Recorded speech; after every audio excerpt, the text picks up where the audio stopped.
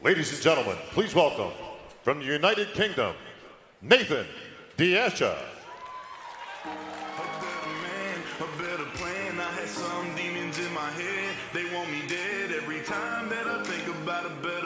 One of bodybuilding's rising stars from the UK, competing in his third Olympia. You're looking at Nathan D'Asha. He was 7th here a year ago. Of course, a former British champion, and very much climbing his way to the upper tier of this sport. Sean Ray, it looks like he has brought it once again.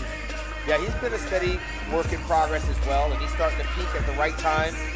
Again, Dan, this being a 2-day show, yesterday being pre-judging, it really is about being critical, because at that stage we're breaking them down. This is the performance round where the athletes have an opportunity to display their charisma, their personality, but don't be fooled. The judges are also scoring the conditioning and the improvements from a day ago. But in this situation, we're analyzing the performance. And Nathan D'Asha is rising to the occasion. This stage, this atmosphere has been very big for him, and he has slowly started to ascend towards the top 6. I will point out for those of you watching, there are 19 competitors in this Olympia lineup. They are only allowing the top 10 to perform their posing routines. So if you're looking for your favorite bodybuilder to pose, hopefully he landed in the top 10. Yeah, and sometimes it's disappointing from the fans' point of view, but that's what the pre-judging is about, Dan, which is why we're highly critical as they make their way through those rounds. We're picking them apart, looking for what they do not have, why they should not be there, and we get left with the best of what's left in the top 10. And then, of course, there could be only one champion. So these top 10 are the elite in the world. And right now, they're pulling out all the stops to validate their existence on this Olympia performance stage. And also to validate their bank account, because there's a lot of money up for grabs. Of course, the $400,000 first place prize. Absolutely. You get rewarded for the hard work. Nathan is rising to the occasion.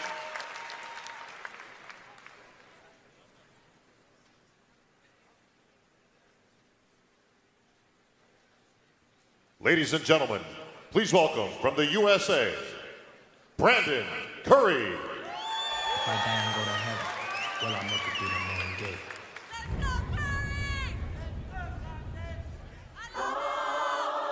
5'8", 252 pounds by way of Tennessee. Former USA overall champion, Dan, trains out in Kuwait at the Oxygen gyms as well.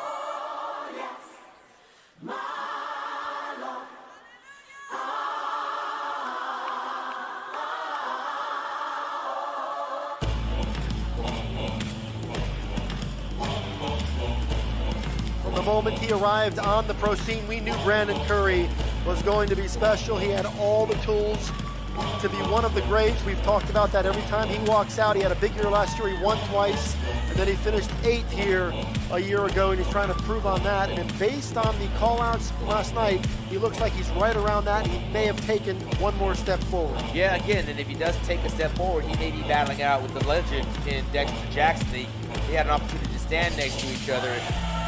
With Brandon being as young as he is and as big as he is, he's holding his own next to the former champion. He is a perennial top 10 finisher. He's won over in Brazil, the Arnold Classic Championships. And he's also won the Arnold Classics over in Australia. Sean, there's no shortage of muscle on this frame. What's the thing that's holding Brandon back from getting him into the top 5 tonight? You'll notice he's got a little bit thicker skin than some of the other bodybuilders. He's darker skin, but it's a little bit thicker. And at 5'8", carrying 252 pounds, he's right there with Kevin Levrone. Kevin Levrone got another 1.5 inches on this guy when you start to compare and contrast the skin. The skin is a little bit thick. The one thing about Brandon Curry is he is continually improving, and it pays off for him to go over to Kuwait and do the business of bodybuilding.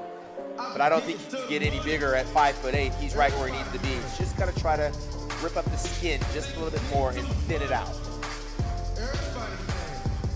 The hamstrings can use a little bit more meat on the bone.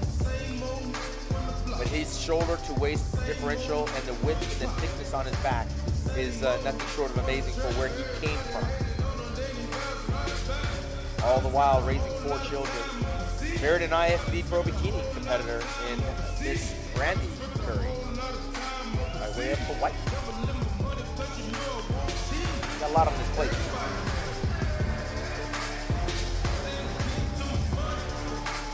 What we learned last night from watching prejudging is that this lineup is stacked. There are no soft spots. Even when we got down to those third and fourth call-outs, we saw the quality really at all phases of this competition. Brandon Curry does not appear right now to be projecting as a top 4 or 5 guy at this point. I've got a top 8, and that's respect for Brandon. Absolutely. He belongs in that top 8 for sure. A great bodybuilder.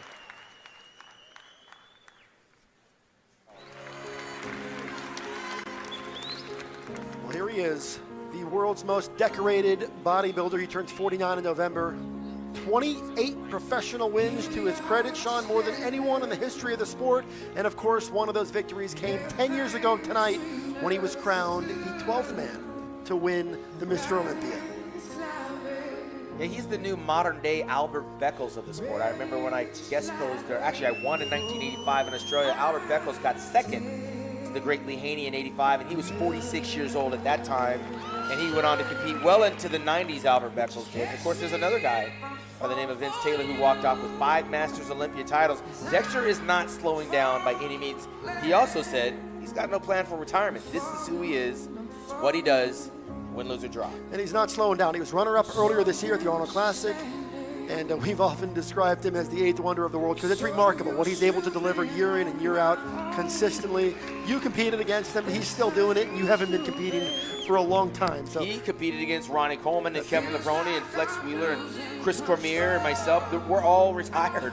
It's amazing he's still there. As things change, Dexter is the one constant. But now I'm going to ask you to put your critical hat on and tell us why this might be the first time in a long time that Dexter may not be in that top 5. It's not for lack of trying. Dexter is battling Father Time, not necessarily the competitors. You see the thickening of the waist. He's got a little bit of water. The lower back doesn't show the blades trademark thin lower back. And that happens when you age. It's just something that you can't knock him for. He continually trains hard in the gym. His deltoids, world class. He's got a great structure. But when that structure starts to get diluted because of age, the skin doesn't thin out like it should. The waist has a tendency to thicken because you've got to eat all these calories. You're doing heavy lifting. It starts to change the dynamic of the look. The hamstrings start to fade and the legs start to fade a little bit. But he definitely still has a few more gas in his tank. My heart is ready for love and to be loved. And I choose First Olympia, Dan, was 1999, right here in Las Vegas at Mandalay Bay. And they love him, and more than love him, they respect him. I've been covering this sport for a couple decades, and it has been such a rare privilege to watch the way he handles himself, his approach to his preparation, how he handles his family and his fans, and just watching his workmanlike approach to the sport. He has respect for himself, he has respect for others, and I will say this over and over again. Dexter, it has been our privilege to watch you compete, and we hope you stick around for a few more years because he is extraordinary. Ladies and gentlemen, The Blaze. help me congratulate Dexter Jackson on his 19th Mr. Olympia. Nothing to be ashamed of there, Dan. Ladies and gentlemen, from the USA, Cedric McMillan. You want to get excited about looking at a beautiful physique. Pay attention to this man right here, standing 6'1", 280 pounds, serving the United States military, Cedric Big Mac McMillan. He's an artist. There's no one quite like Cedric McMillan, last year's Arnold Classic champion, competing out in his 4th Mr. Olympia. And he clearly has a very different approach, a very different mental approach. He has different expectations for himself and has a different perspective than others. And we don't have all the time to talk about that now, but we'll watch his routine. But Cedric, the one thing that he is missing is a great Olympia showing. He's been as high as 7th. He's gotten there. He's gotten close. But Cedric seems to save his best for some other events. Absolutely, but Cedric's personality is what you fall in love with. The body opens the door, but his personality is electrifying and magnetic. I don't know where to begin to try to criticize Cedric, with the exception that I believe he should have a Sandow trophy. He may not get one, but he will not be forgotten when he's done and in retirement, because what he brings to the sport is a lot more than just beauty and class. When he poses, he literally has a conversation with the audience. There's a connection. There's a way that he goes about his body movements that are just very different, very unique. So let's just sit back, Sean, and watch Cedric McMillan's 2018 Olympia routine.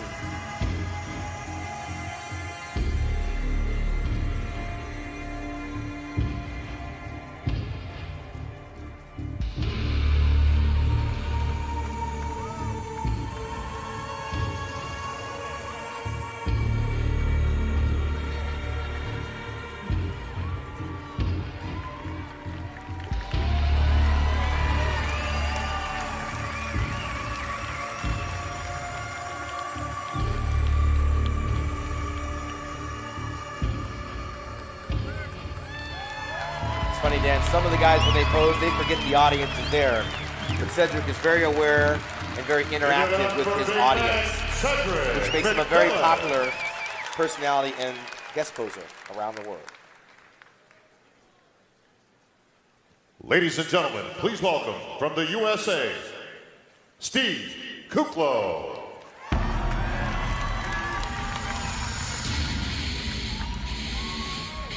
All right, here's your 2011 NPC USA overall champ. He's won 4 times on the pro circuit. And Sean Ray's back here on the Olympia stage for the 5th time. Look at those numbers, 5'11", 270 pounds.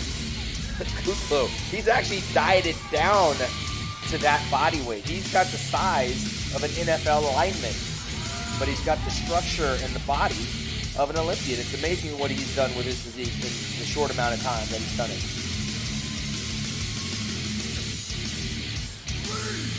And once again, if you are posing now, that means you are in the top 10. So that's great news for Steve Kuklo and fans of Steve, because it's a good showing for Steve to show up here at the Olympia and secure a spot in the top 10. Well, he's realistic too. He's like, I'm not going to win this. I'm not going to be top 6, but you know what? I can give them hell. I can give them a run. And you get into the top 6, you just eliminated half the lineup.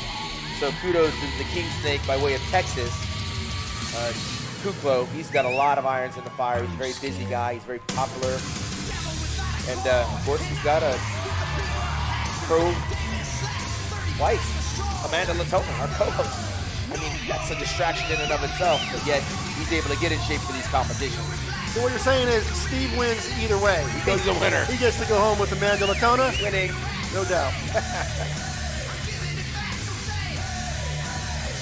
He's a former overall USA champion, Dan. Earned his pro card right here in Las Vegas. Seems like a lifetime ago.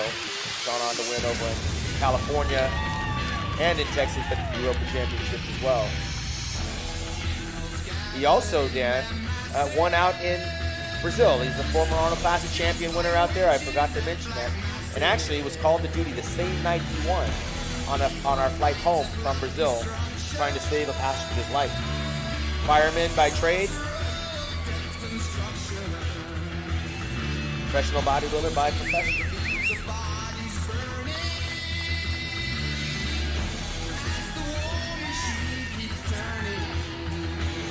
He's one of the few guys out there, Dan, that has his entire family that cheers him on. He's got an army of followers out there in Texas.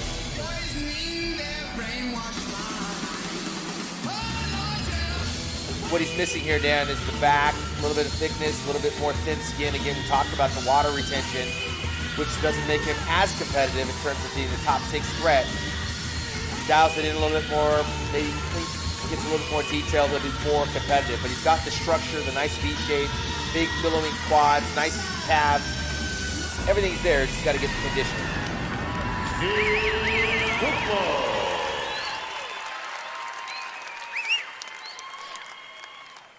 Which is what he is doing, and we're going to get our first look tonight at William Bonac. William Bonac, Dan, a year ago was 3rd place by way of the Netherlands. He can't be but 5'5", maybe 5'6" on a good day, but he's very thickly, heavily muscled, reminiscent of a former Bertil Fox. One of the best bodybuilders in the world. He finished 5th here in 2016, then he climbed to the top 3 a year ago. There were some people felt that this guy has all the tools, and even last year made a case to actually win himself an Olympia title. He followed that up by winning this year's Arnold Classic. You are looking at one of the very best bodybuilders on the planet, and we arrived here in Las Vegas this weekend feeling like if anybody was going to knock off the champion, there was a list of 2 or 3 guys, and William Bonac's name was certainly on it. He's obviously established himself as one of the guys not only to beat, but also to challenge. He's a slow progress to where he needs to be in there, and he is now one of those guys you can commonly talk about as a threat to the title. A little bit too heavy for me, for my liking, but he does look significantly improved from last night, as do probably most of the guys. He's working with super trainer Neil Hill, who also works with Flex Lewis. Neil Hill has established himself as one of the preeminent trainers in this business, and what he's done with William Bonac over the last couple of years is extremely impressive, and William has a tremendous presence on that stage. Strong, thunderous posing music, part for part. He kind of stacks up with just about anybody, but as you mentioned, not quite as crisp as he was last year. And that's the only thing that may be knocking him down, Dan, in my opinion. His quads are massive.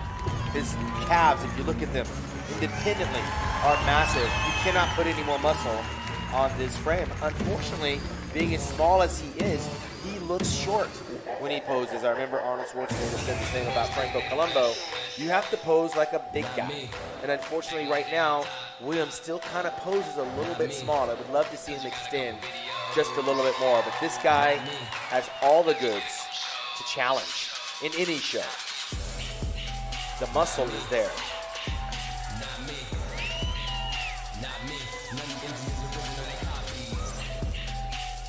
That's a classic William Bonac style.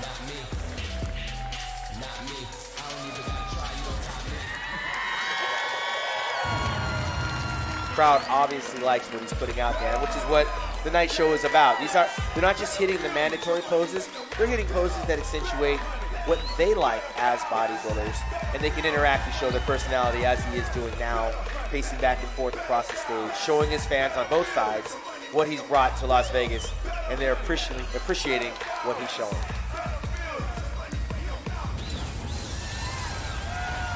Much improved from 24 hours ago, William.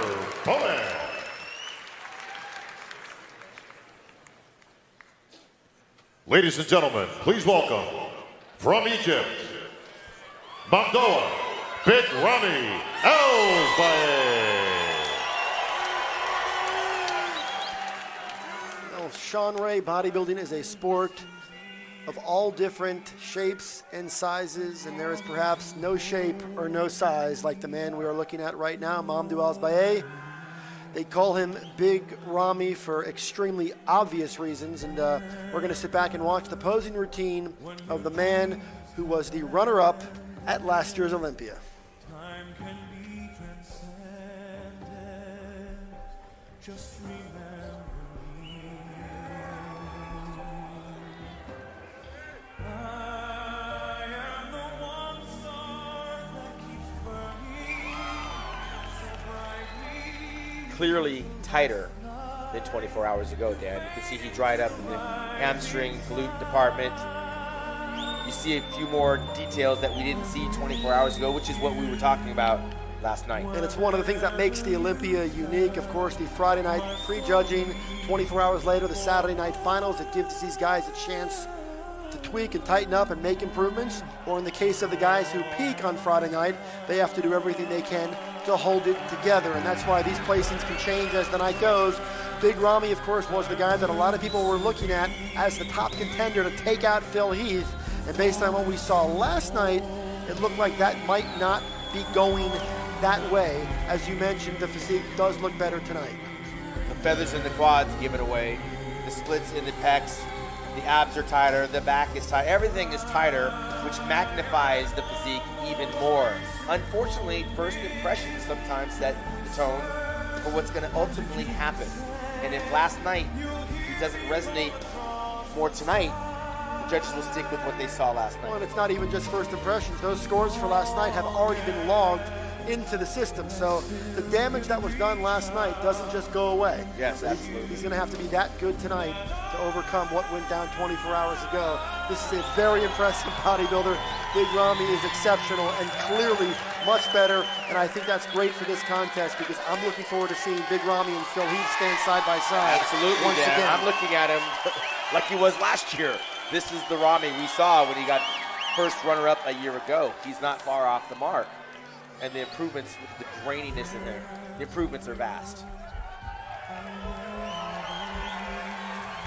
I would like to have seen him change the music up to more up-tempo at this stage of his posing because he's starting to get excited, and the fans are as well. Sean, if this Big Ramy that we're looking at right now had walked out last night, this would be a very different contest right now. We would be using different adjectives for sure.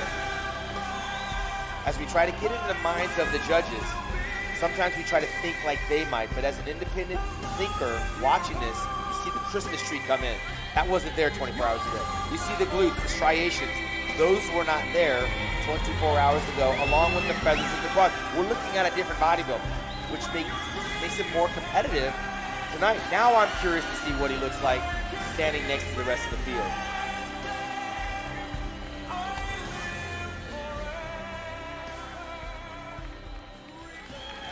Can't sleep on this guy. He's still dangerous.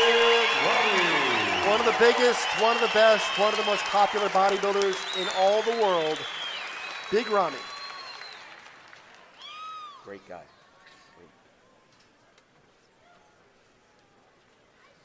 Ladies and gentlemen, from the USA, your 7-time reigning and defending Olympia champion, the Gift, Phil Heath. There was one.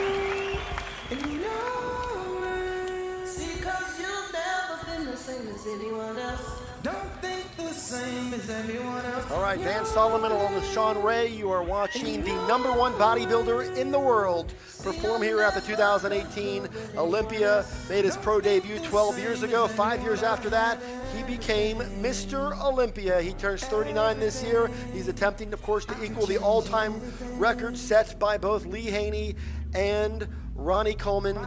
Last year he dealt with all sorts of issues, some injuries. He promised to come back this year better. He promised to come back here and make history. And Sean Ray, I'm going to let you get this posing routine started by giving us a take on what we're looking at right here from the 7-time champion. You're seeing why they call the guy the Gift. His side chest is world class, and now he's turning to the back, which is what he will even admit wins him competitions from time to time. It definitely saved him last year standing next to Big Ramy. You see the glutes, you see the hamstrings, and now we get up to the back double bicep. And usually by comparison, this is where Phil rises to the occasion. Well, Phil Heath and his trainer, Hani Rambod, are known for mastering the art of those 24 hours. They have a history of being able to tweak and tighten and improve over the course of those 24 hours. So the question is, has he done what he needed to do coming off of last night where he did get some criticism? Well, by himself, he clearly has dried up. It's when he stands next to the other guys is we're going to find out how much. But right now you see the split in the biceps. You see the feather on the hamstring, the separation, the striations. Phil is dried up nicely. You cannot determine whether it's enough until he's standing next to the other lineup. Again, he doesn't have very many weaknesses. This is very much a business trip for Phil Heath. He knows what's at stake. He knows there's plenty of people that would like to see him go down. When you get to the top, those are the realities. And he is here. He has done the work. I caught up with him the other night. He has laser focus. He and Hani Rambod have worked extremely hard to get to this place, and he is on the doorstep of history.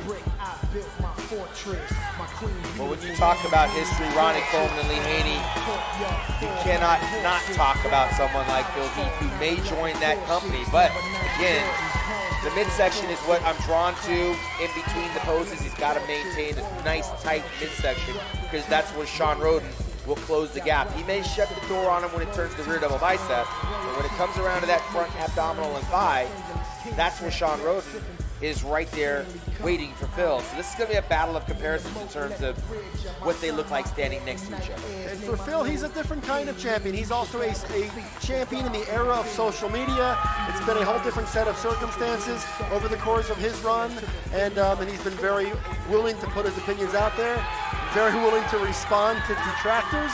But here he is tonight in Las Vegas at the Orleans Arena doing everything he can, scratching, clawing, and fighting his way to the finish line, because he's looking to do something that only two men in the history of the sport have ever accomplished. Phil will always be in that conversation, tied with Arnold Schwarzenegger with 7.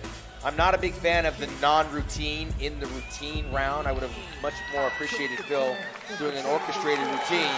But nonetheless, he hit all the Phil's signature poses, and he's dried up nicely. Now we come to the payoff, and they start with the comparison.